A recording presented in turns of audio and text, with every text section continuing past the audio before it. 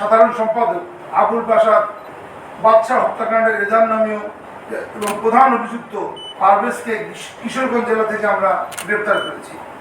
গত 29 জুন 2026 তারিখ রাজধানীর নবোদয় হাউজিং এলাকায় জাপান এবং ব্রাজিলের মধ্যকার বিশ্বকাপ ফুটবল খেলা দেখাকে কেন্দ্র করে নবোদয় হাউজিং ইউনিট বিএনপির সভাপতি সাদ্দাম হোসেনের সাথে একই এলাকার মজনু এবং শহীদের মারামারি হয়। 1 জুলাই 2026 তারিখ বুধবার সন্ধ্যায় দুই পক্ষই মীমাংসার জন্য সালিশে বসে। সেখানে কোনো সমাধান না হয় সভাপতি সাদ্দাম হোসেনের উপর মজনু ও শহীদ আক্রমণ করে। এ সময় নবোদয় হাউজিং ইউনিট বিএনপির সাধারণ সম্পাদক আবুল বাশার বাদশা আক্রমণ প্রতিহত করতে গেলে প্রধান অভিযুক্ত পারভেজ ধারালো সুইচ গিয়ার অস্ত্র দিয়ে বাদশা ও সাদ্দামকে উপর্যুপুরি আঘাত করে ও শরীরের বিভিন্ন স্থান ক্ষতবিক্ষত করে। আহতদের সোহরাওয়ার্দী হাসপাতালে নেওয়া হলে বাদশার অবস্থার অবনতি হওয়ায় রাতেই তাকে ঢাকা মেডিকেল কলেজ হাসপাতালে প্রেরণ করা হয়। কর্তব্যরত চিকিৎসকগণ বাদশাকে মৃত ঘোষণা করেন। ঘটনার গুরুত্ব বিবেচনায় নিয়ে আসামিদের গ্রেপ্তারে র্যাব 2 গোয়েন্দা তৎপরতা অব্যাহত রাখে। সুনির্দিষ্ট গোয়েন্দা তথ্যের ভিত্তিতে পরিচালিত নিয়মিত অভিযান ও প্রতিরোধমূলক কার্যক্রমের মাধ্যমে সংঘবদ্ধ অপরাধীদের আইনের আওতায় আনতে র্যাব সর্বদা তৎপর রয়েছে। এরই ধারাবাহিকতায় আজকের অভিযানের বিষয়ে আপনাদের সামনে সংক্ষিপ্তভাবে একটি গুরুত্বপূর্ণ তথ্য আমি তুলে ধরছি।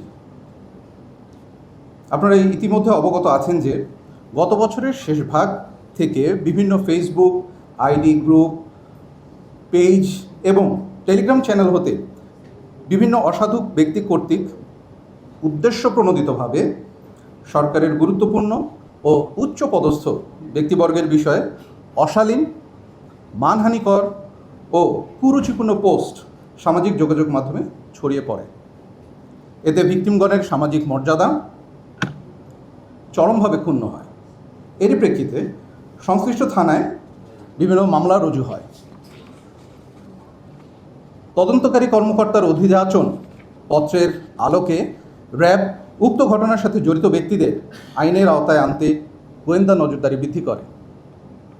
পরবর্তীতে র্যাব তথ্য প্রযুক্তি ও গোয়েন্দা তথ্যের ভিত্তিতে বিভিন্ন স্থানে অভিযান পরিচালনা করে অভিযুক্ত জয়নাল আবেদিন মানিক, রবিন তাজ, মামুন লস্কর সরকার, মোহাম্মদ হেলাল উদ্দিন, নজরুল ইসলাম এবং ইসমাইল হোসেন রুবেলকে দেশের বিভিন্ন স্থান হতে গ্রেফতার করে। গ্রেফতারকৃতদের বিরুদ্ধে পরবর্তী যে আইনানুগ ব্যবস্থা, সেই ব্যবস্থার গ্রহণের কার্যক্রম প্রক্রিয়াধীন রয়েছে এবং এ বিষয়ে আমাদের ফলো আপ অপারেশন এখনও চলমান রয়েছে। শীঘ্রই আমরা পুরো চক্রটিকে আইনের আওতায় নিয়ে আসতে সক্ষম হব ইনশাআল্লাহ।